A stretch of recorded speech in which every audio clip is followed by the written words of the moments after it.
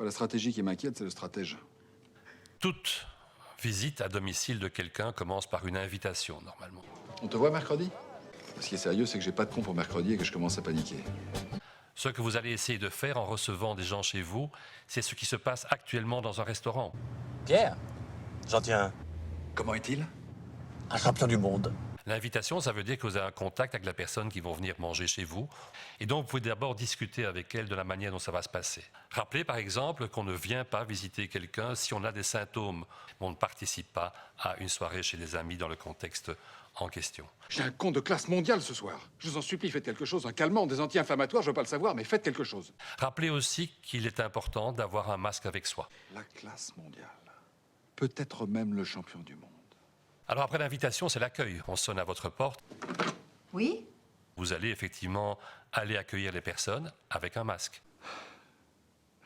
Vous allez vous dire bonjour, pas en vous serrant la main, pas en vous embrassant, sauf si bien sûr ces personnes font partie de votre cercle proche. Il est très amusant. Eh bien, on va effectivement, un certain temps, continuer à se cogner le coude ou la cheville au lieu de s'embrasser lorsqu'on n'est pas dans le cercle des proches. Très réussi, j'en ris encore. Et on ne va pas s'attarder dans le hall d'entrée, qui est d'habitude très petit. On va aller vers l'endroit où se passera la soirée. On va essayer de rester le plus stable, le plus fixe à sa place possible. Ça dépasse tout ce que j'ai pu imaginer. On enlève son masque, bien sûr, lorsqu'on s'est assis, dans le divan par exemple. Ah, mais ça ne m'étonne pas du tout. Les gens vont songer à prendre leur masque avec eux, si vous le dites. Ils ne vont pas forcément songer à prendre un réceptacle pour mettre leur masque. Donc, songez à le mettre par politesse lorsque les gens arrivent chez vous. Oui, pour ce qui est de l'ouvrage, c'est encore un projet un peu vague. On va se désinfecter les mains, bien sûr, après avoir manipulé son masque. Tu peux me laver les mains? Première porte à gauche. Les toilettes, il faut effectivement qu'il y ait là du gel hydroalcoolique ou s'il y a le fameux lavabo et le savon qui fonctionneront aussi bien que le gel hydroalcoolique. Parfait. La personne qui va servir, que ce soit le maître de maison ou la maîtresse de maison, va vous servir, si possible, en portant un masque. Qu'est-ce qu'il raconte? C'est fini, oui. En tant qu'invité, eh bien, vous aurez l'occasion d'être ce qu'on appelait avant impoli. Il serait pas un peu con, dis-moi? Vous aurez l'occasion de rester assis et de ne pas aider, Il est hors concours, celui-là. de ne pas aider au service, de ne pas aider à débarrasser, de manière à ce qu'on évite justement que les gens se croisent et se touchent dans tous les sens. Mais vous allez nous lâcher un peu, vous?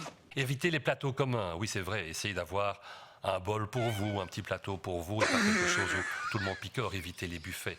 Ça veut dire qu'au niveau de la table, il y aura aussi une bouteille de gel hydroalcoolique. Ce sera une bouteille de plus. Alors lorsqu'on rencontre des gens, c'est pas seulement pour manger, mais c'est surtout pour parler, c'est pour échanger entre soi. Parler, ça veut dire qu'on parle et qu'on évite de crier, qu'on évite de chanter trop fort. Pourquoi? Parce qu'on sait que si on parle fort, que si on chante par exemple, on émet des dizaines de fois plus de particules qu'en parlant normalement. Il a la voix fatiguée.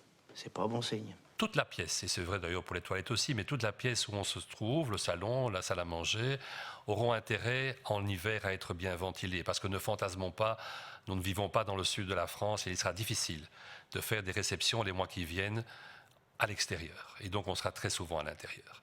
Il est doué, hein? Alors dans ce contexte-là, ça peut paraître un peu compliqué. C'est fini, oui. Et il y a moyen de garder une vie sociale. Je pense que c'est très important de garder cette vie sociale dans les mois d'hiver qui viennent devant nous et avant qu'on soit un peu libéré, j'espère à partir de mars, avril, mai. C'est le seul qui puisse le faire, Pierre. Ah non.